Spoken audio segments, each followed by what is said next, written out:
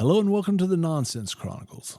This is Doug Sashery, and again, I'm always joined by Rob Mendiola. Greetings, Rob. Greetings, Doug. What's up, man? You got back. You made it. How many miles did you trip this time? I think this was about 4,100 miles this Damn, trip. dude, that's a lot. That will be nothing compared to what's getting ready to come up. Yeah, 4,100, man. That's a lot of miles. That's right. It's a lot of gas. Yeah, the vehicle is surprisingly pretty good on gas. It's all mostly highway, right? Yeah, Yeah. It's all mostly highway miles. Your vehicle probably does the whole 4, 6, 4, 8 thing, where it drops like cylinders if it's not needed, right?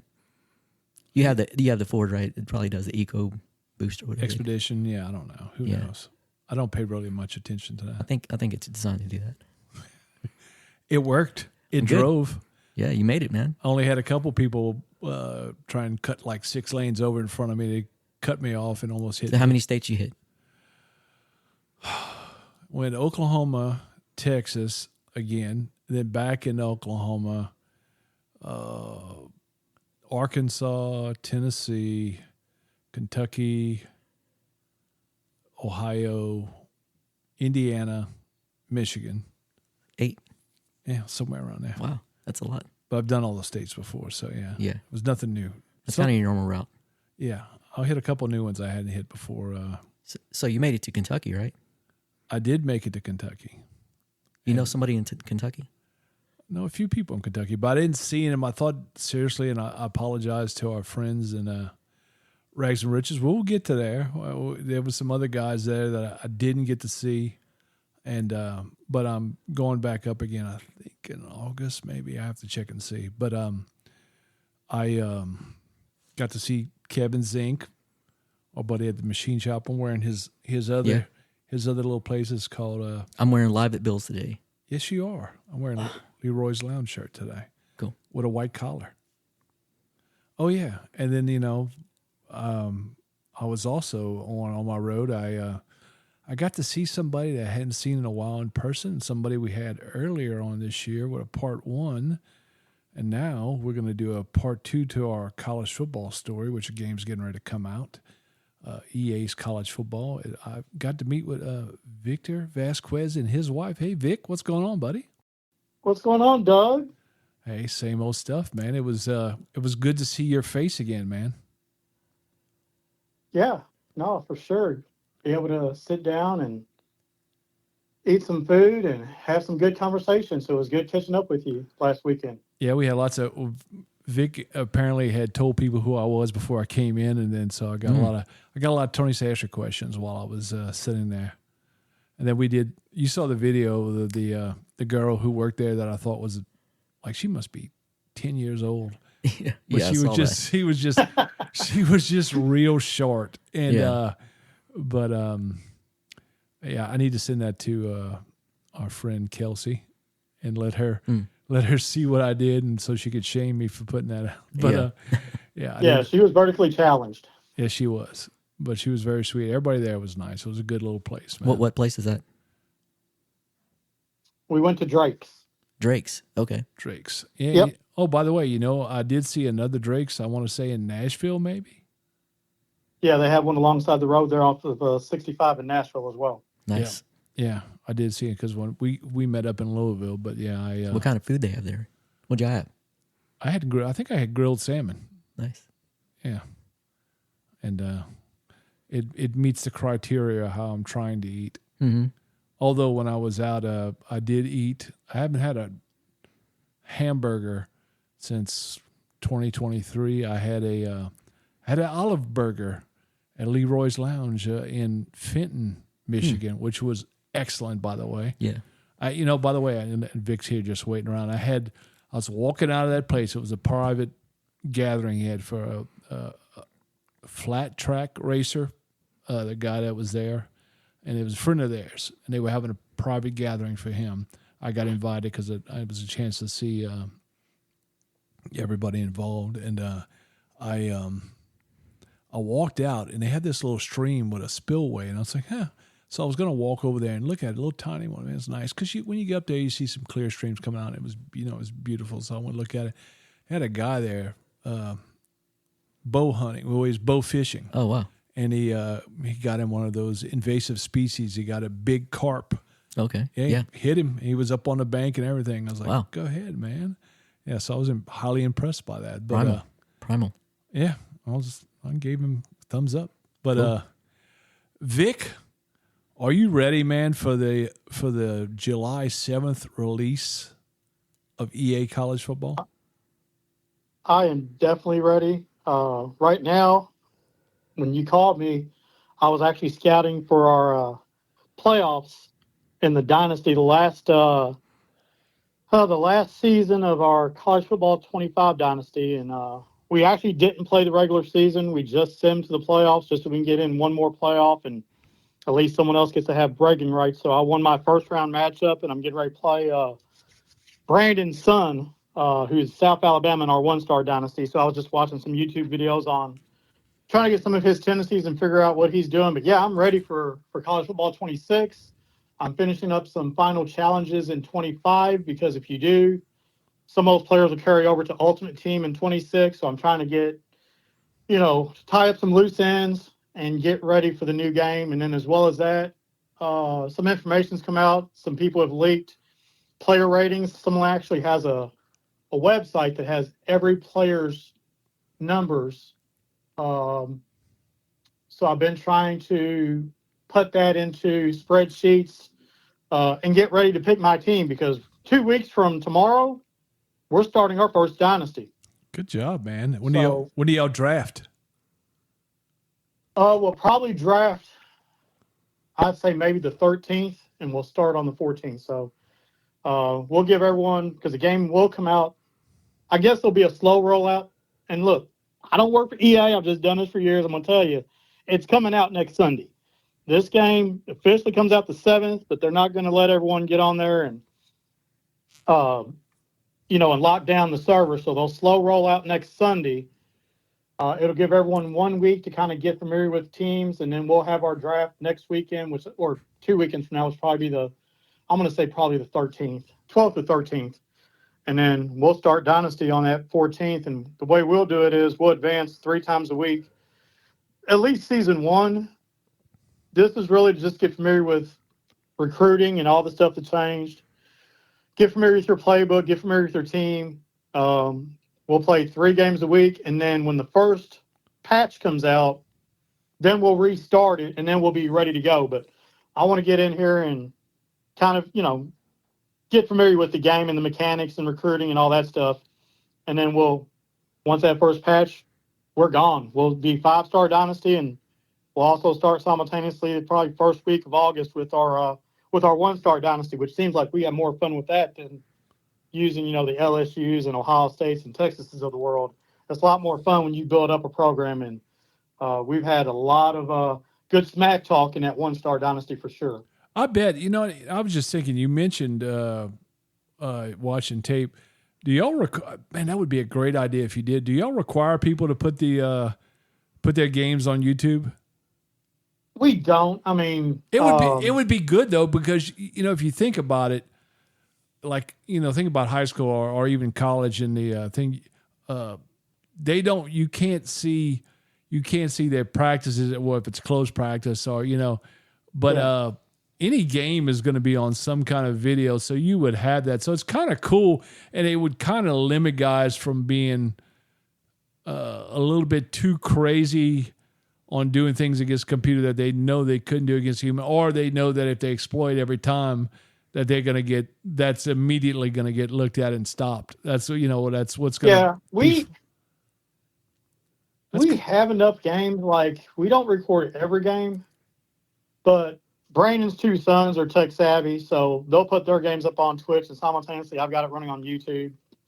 My son will, anytime we play a head-to-head, a real-life opponent, which we usually try to get 3 or 4 users on the schedule every year. So we're never shotgun playoff time. We usually have 1 or 2 games at least on tape that we can watch. So while my son scores 100-plus points a game against the computer running his garbage offense with the 5 wide and just throwing the ball deep all day. Because the thing is, he knows by alignment what the computer's running on. So he has, a play for every defense that they come out in, at least against computer. So he sees a certain coverage or a guy lines up a certain way. I mean, sometimes he does get confused, but those are few and far between. I think sometimes where he has the least amount of success is if the, computer block sheds and, they sack him before he can throw his 30 or 40-yard pass downfield.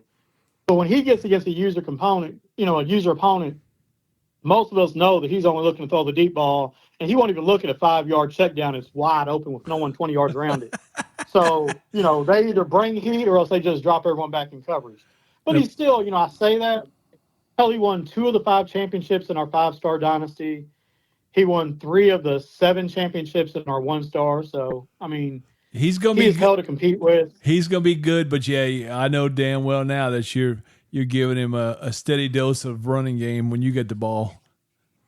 Yeah, and see, that's the one thing. If you can run the ball and you can do it against him, he just gets so frustrated. Because that, his age group is born to run the ball. It's all about the flash.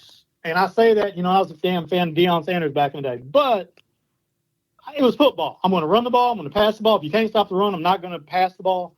He's going to throw the ball unless his quarterback is terrible. He's going to throw the ball 100% of the time. That's all he's going to do. That's what they do in the MCS when he plays those Madden tournaments. And he has no inclination on how to stop the run because he plays so many people that all they do is throw the ball. Yeah, so when you start running the ball, he gets aggravated, he gets frustrated, and then he gets mad. And when he gets mad, you got him. Yeah, you got him. That's the thing. I remember, and I play so much just computer now, but I can remember, and I'd always like to turn my mic off. I didn't want to hear anybody to hear me, but people would play and say, okay, but they'd have their mic on. They knew I would turn my mic off, and I knew I had them. If you hear them start getting frustrated, because their mind's going to be twisted and turn, they were aggravated and they would play bad, and that's definitely every time I wanted to get it, but I never wanted to give them the advantage of having that on me. So yeah, that's kind of that's definitely a tell, man. What? Okay, now. Well, yeah, and B-Dogs, all B-Dogs does is run the ball, and in our 5-star dynasty, hell, he caused 2 owners to drop out because. B-Dogs would have the ball for a whole quarter. I mean, he just runs the ball and he runs 4 plays. It's rinse and repeat. 2 of the plays, one's a jet pass and one's a screen. The other times it's basically he's running stretch right, stretch left, and every once in a while he might run a dive up the middle. That's it. And then at the end of the year, he actually sprinkled in a speed out play. But, most of these guys know how to stop that. So he was really handcuffed with that. But he's just so damn good at it. It's frustrating when someone can sit there and they just impose their will on you the whole game. And then you're sitting there, you're frustrated, like, I don't know how to stop this. And then they feel like the clock is against them. They got to do something really quick. And they make a mistake. If they don't score, he's going to get the ball back and milk the rest of the clock. You might not ever see the ball again. Yeah, that's right. I used to always. So it is. It's frustrating. Yeah, I mean, I liked having that ball first in the second half, but I think it was big to me to. I think it was even, and most people like kicking it, but I like taking the ball first, draining down some of the clock, and scoring and saying, okay, you catch up with me, because that would frustrate a lot of people and they would make mistakes. So, yeah, I like that. But tell us, what do we know going into these final days before the game releases? What's out? They released several deep dives last week. One was presentation, which just talked about the different announcers and whatnot, which I'm not so much sold on that. They're going to have their different announcing teams, and that's great. The Dynasty Deep Dive, though, came out Tuesday. And that was the one that everyone was waiting for because, that's what the heart of this game is about Dynasty. That's what most people are wanting to play this game. They want to get on here and recruit. They want to compete. Sometimes, they're playing just themselves. But more and more, you're seeing these online dynasties with up to 32 users that can play. So, they did upgrade recruiting. Now you've got recruiting battles, last season, there might have been 3 teams in the top 3 at that last peak, and somehow they'd have a visit, and everyone looks like they would advance past what the goal was, but one random team, and usually it was a computer, would get to recruit. Well, now they've implemented what they call recruiting battle. So it'll come down to 2 schools, and they'll have one final week to kind of, give that last incentive for a recruit to choose their school. So that's going to be nice. We'll see how that gets implemented. They changed. You now have location-based recruiting, so it doesn't cost as many points if you try to recruit guys in your backyard, if you bring them in for a visit. Good. Last year, it cost you 40 points across the board. Now, if you find someone who's nearby, it's only going to cost you 10 recruiting hours. And, those recruiting hours are very valuable, especially in 1-star, 2-star dynasty when you have a lesser program. You don't have the same amount of hours as the haves and have-nots were definitely separated. If you're a 5-star team, you might have 1,200 hours at your disposal. If you're a 1-star team, you had 350 hours.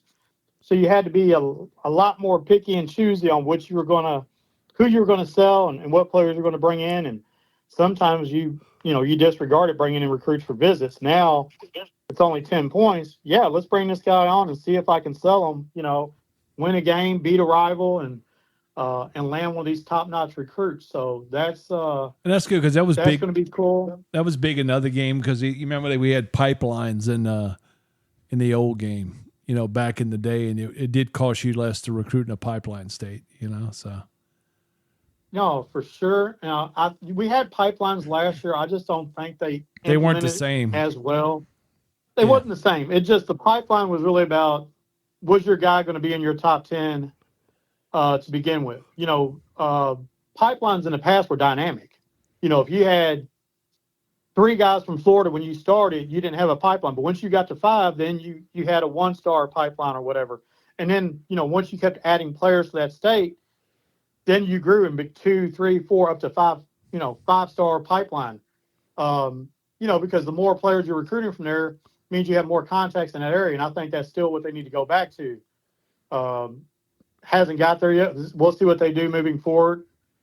It looks like a lot of the screens look a lot better. What I mean by that is it's just the interface within the game. You can go on your recruiting board now. Instead of having to hit 7 different buttons to get there, now you look in your recruiting board and it's going to tell you, hey, how many quarterbacks do you need? How many running backs? It's all right there in front of you. You don't have to switch to another screen. So as you're adding players to your board, your recruiting board, you can look right there in front of you. If you have to switch back and forth or get your notebook out, and it's going to tell you, okay, I don't have any defensive tackles on my roster. I probably need to pick up a couple of those. So that's going to be nice. Just, quality of life adjustments that they've made. Player progressions got a lot better. Before, if you had a guy that was a 2-star, and, I bring up B-Dogs again. That guy put a wide receiver at running back and probably ran for 3,000 yards with him. Well, that 2-star now would improve to a 5-star level kind of player. Because remember, all these players, like last year, only certain players had deal breakers. Well, now these guys at these 1- and 2-star programs, if you go out and show off with them and show out, and you have one of those spectacular years where it might be 2,000 yards receiving or 3,000 yards rushing, something ridiculous, those guys might decide now, hey, I'm a 4 or 5-star type player, and they're going to leave your program and transfer to a larger school where they might feel like it's a better platform for them. Yeah, boy, so that's kind of the catch-22 is how you keep your players.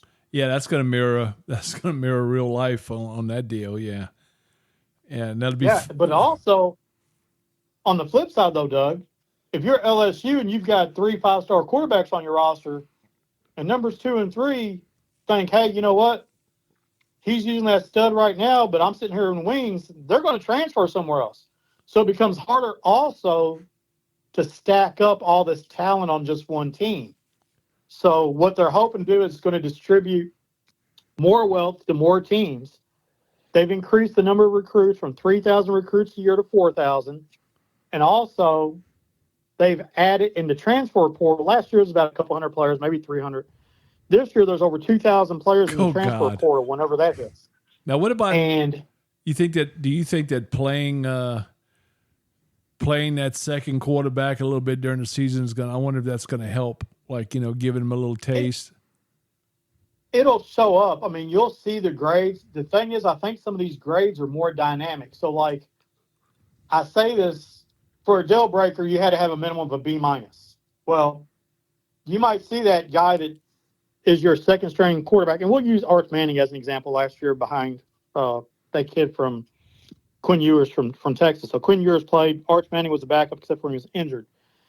If Arch Manning thinks he's a 5-star, which he was, and even though you're giving him a drive a game, so maybe he gets 12 plays, that 12 plays still might not be enough. And you're going to see it as it pops up on your screen. And even though guys might show red that they're a B and then an A and like, hey, I could lose this guy, but if I give him a little bit more playing time, they still might leave. So that's been one of the things that I've liked more than anything is that it's not going to allow teams like Oregon, teams like myself, Ohio State, where I would sign nothing but 4- and 5-star players and just stockpile all these players. Now, I did sub more than anyone else in our league. I mean, I was always trying to – I played everyone a minimum of 4 games and redshirt them, so people got pissed with that. I used, that to my advantage. I picked out the 4 worst teams I played, and I made sure all my backups played in those games. So once it got out of hand, usually by halftime, my backups are playing, and I'm trying to get them experience. And it's, they did improve a lot. I mean, you would see my players that might be an 80 or 75. In that first offseason, if I redshirt them, they played their minimum, their maximum 4 games, they might jump up 10 points in overall rating in that first offseason. Yeah, that is. But not everyone did that. No, to give them a little boost. Yeah, I kind of was a little bit lost last year on the player development stuff as far as progression, but it just had been so long. But I played, good God, I don't know how many games I played on 25, but I haven't played in probably a month and a half. And yeah, because, I take that back. Since baseball came out, basically, is when I remember I told you about that. And when the show comes out, then I'll stop playing college football. But, yeah, I played a ton in between. Do we have any other dynamics going to change this in the game this year? I'm looking to see. I know position change is a big thing. We still can't put a number. Still can't put 18 on our guy, can we? Do what? You're talking about changing numbers? Yeah. You could. Yeah, I don't think we can. If a guy has NIL money, if they're a real player, I don't believe we're going to be able to change their numbers because, that's kind of tied in. They don't want you to change those guys, so we probably won't be able to do that. I think you can later. It was nice that they. Yeah, later in the dynasty. they gave us the ability to change some of the other players, but maybe not the real players. I don't think we can change their numbers. Right. Yeah, I'll probably. They did go in and improve like head-to-head numbers, like for tiebreakers. Last year, the playoffs, there was too many teams from the group of 5 or non-Power 5 teams that were going to the playoffs. You'd have Charlottes and UNLVs and teams like that were crashing the party. And the way it was wrote was one of those teams could make the playoffs. We'll see how it changes this year, though, with more teams included.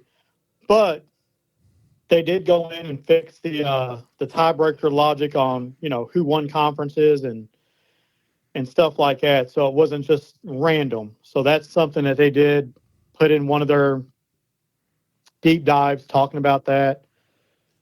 Stat padding, which is kind of what we just indicated, not putting in players. It could hurt you. And I say that because with the new wear and tear system, it carries over. So it's not just, individual games. Wear and tear is going to carry over throughout the season, but also throughout a player's career.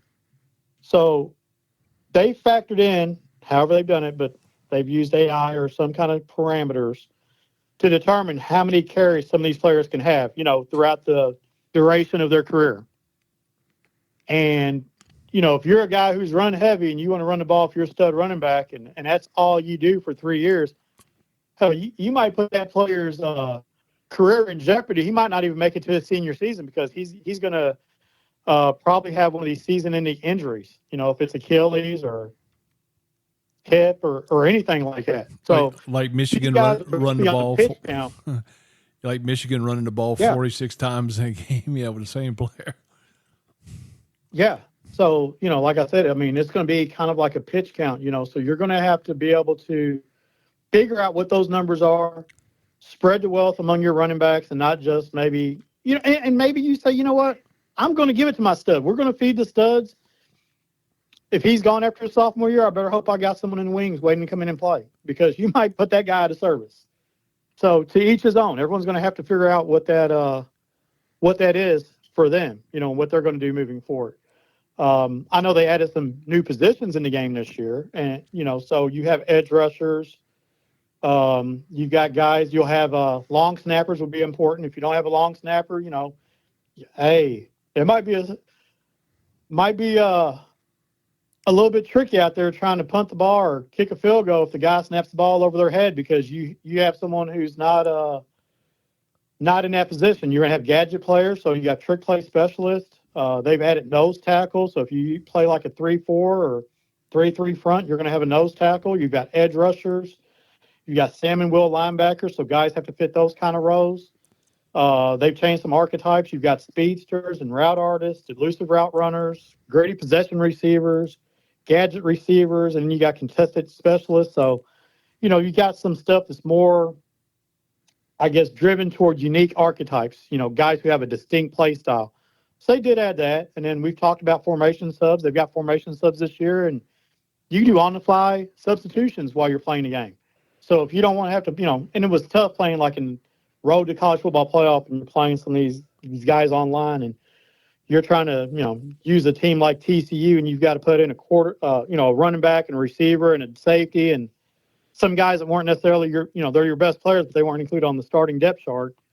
You want to pause the game, and the guy starts your 30-second clock immediately. Well, now you can go in there and do it on the fly. So that's going to be something that's, quality of life. It helps out if you decide that, hey, I've got a star receiver that's 92 speed, but I need to throw the ball over top. I got to bring in my freshman 99.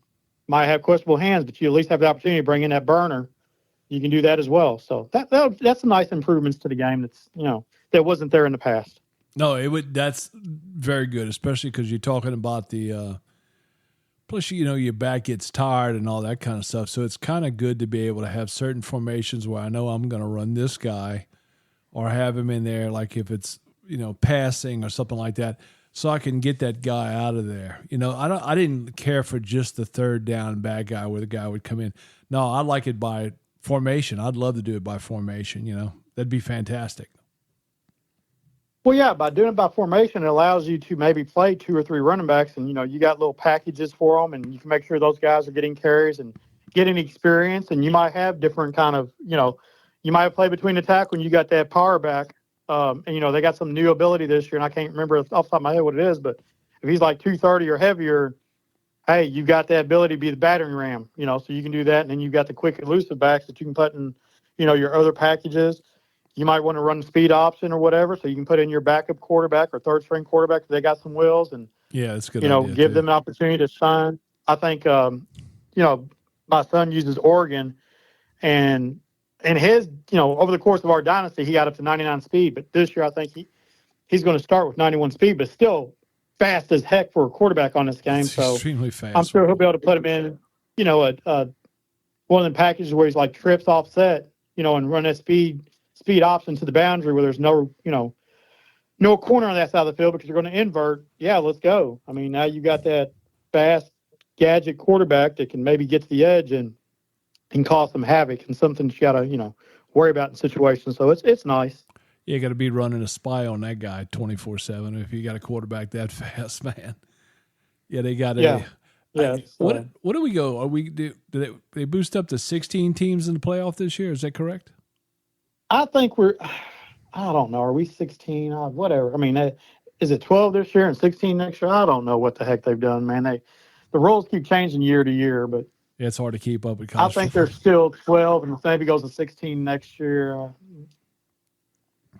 Yeah, I mean, yeah, I'm just looking forward to it, man. That's July 7th, and Vic seems to think there'll be a slow in release before that. That'll be great. I know I'm going to get probably 2 days of playing, then I won't be able to play for another 3 weeks. So, yeah. But You'll be on the West Coast. Definitely. I'll be on the West Coast, and I'll be coming straight back for my my dad's 90th birthday. Nice. Yeah. Oh wow. Yeah.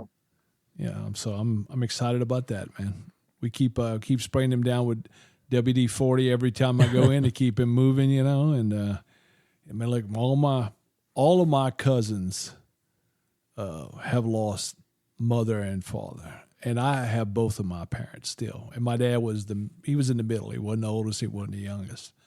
And my grandfather lived to 89, about 2 months away from his 90th. But you know, my dad's already surpassed that.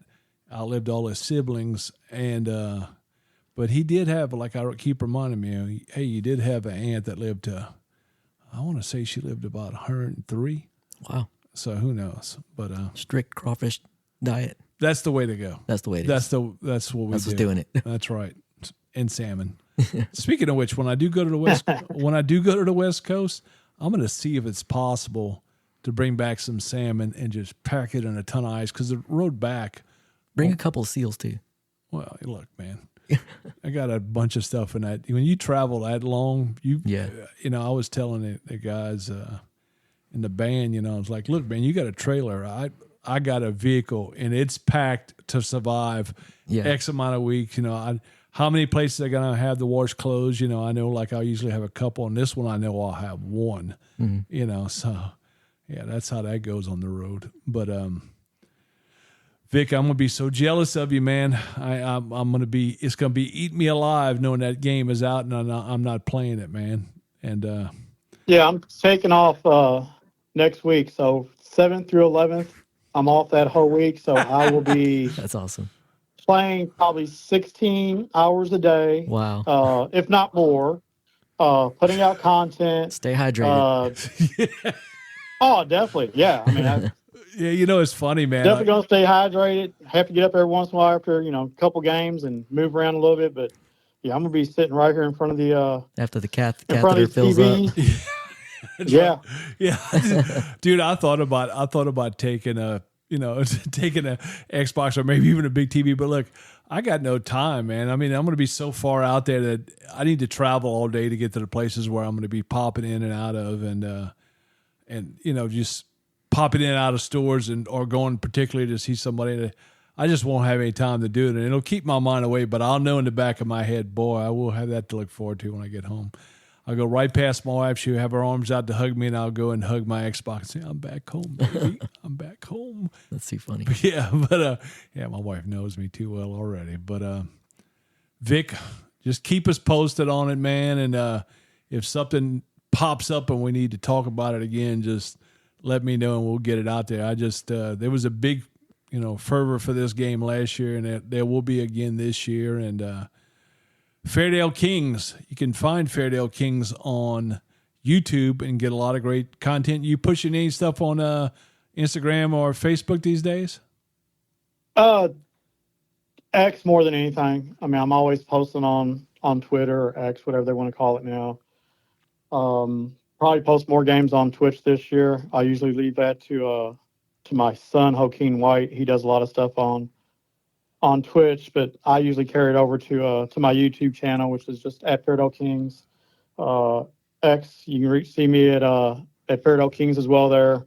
But yeah, other than that, man, can't wait. Can't wait, man. I'm counting down the days, finalizing this college football 25. I want to win a last title in this one-star dynasty before it crashes out. And we're a week away, man, and it can't get here soon enough. Now, are you sure that even needs to be a real college football season? Can we just name whoever won the baseball college championship to put it in football? Would that be okay? No, that's not going to be okay. Even though I did get to enjoy it while you that's right. I was in your presence when LSU won the World Series. A little bit disappointed because Louisville was actually in the World Series down to the Final Four. Fell apart there in their appearance. But, you know, anytime we make it that far, especially because we had been pretty bad the last 2 years, you know, NIL hasn't been so good for us on the baseball side of things. We bought the hell out of a lot of players in basketball and football, women's basketball as well.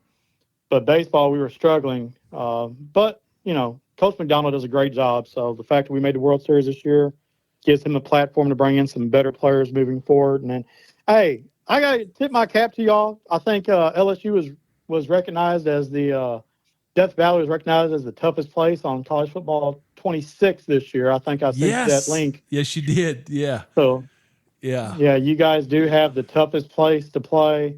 Of course, once we get to my dynasty, whatever team I'm fortunate enough to have, I'll probably have the toughest arena again this year. Last year I was Ohio State and was able to maintain that through the 5 years of our dynasty there. But yeah, Tiger Stadium, number one toughest place.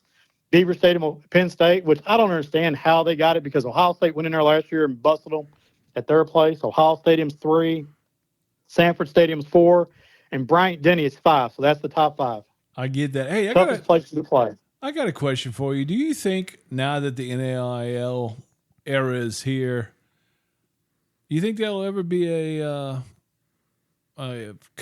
March Madness again, college basketball game? They've been talking about it. I'm sure they will, and they can do that because of the success they've seen with the college football series. Like College Football 25 was the number one selling sports game last year, which shocked everybody, because that's been Madden's always and FIFA really. But college football surpassed everyone's expectations as the number one. And then also they shared a spot in the top 10 because you had that Madden college football bundle. So they had 2 spots in the top 10 most selling games last year. So they're able to take some of that success, and I'm sure they're going to maybe revisit the college basketball series, which would be awesome. March Madness. I would, man. I would, because I'd play just for the tournament, just to have the tournament. I mean, I would want to play the season, but then the tournament, I would do that. In fact, I love doing that with the small schools, but I would do it. I don't even play I don't even play the NBA game that much anymore, man, if at all. But I just never liked 2K, but I understand people when their love and passion for it. I mean, I could see maybe if EA didn't go out and get the March Madness, the 2K could fill the void, because remember both those were competing against each other before. 2K had a college basketball game as well as EA Sports. I would play it. Someone's going to fill that void. Especially NIL now, football this year, they paid the players $1,500 for that many players. Imagine basketball, it's only 15 guys on a roster now. I mean, it is 300 plus teams, but they could get away with paying, guys probably $600, maybe to $1,000, maybe $1,200. Yeah. And those guys would want to be on the game. I mean, you'd be foolish. I mean, especially 300 of those programs ain't sending no one to the NBA. You know what I'm saying? So yeah, that's money they don't have before. It's exposure, man. Yeah, and I would. Oh, I'd love to play a college basketball game, but that's neither here nor there. And our business for today is done. But Rob, I know you had lots of comments on college football today. I know, yeah. And I just couldn't get them all in. And Vic, we appreciate you joining us again, man. And please visit Fairdale Kings on X, but especially on YouTube. And this is the Nonsense Chronicles, and we are out of here.